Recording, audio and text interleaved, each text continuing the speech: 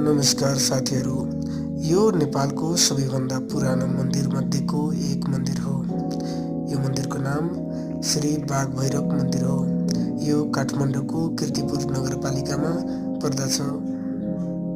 यो मन्दिरमा विशेष गरी बागभैरवको रूपमा श्री महादेवको पूजा गरिन्छ भने विभिन्न शिवरात्रि तथा अन्य चाडपर्वहरूमा यहाँ भक्तजनहरूको घुइँचो लाग्दछ।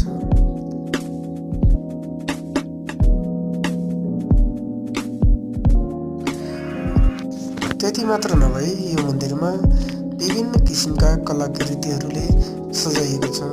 काष्ठकला, मूर्तिकलाले सिँगारिएको मन्दिर भनेर पनि चिनिन्छ। यही मन्दिरमा काठमाडौँको सहरतिर फर्काएर एउटा अत्यन्तै ठुलो घन्टी पनि राखिएको छ। यो घन्टीले सम्पूर्ण काठमाडौँवासीहरूलाई जागरण गराउँछ भन्ने विश्वास गरिएको छ।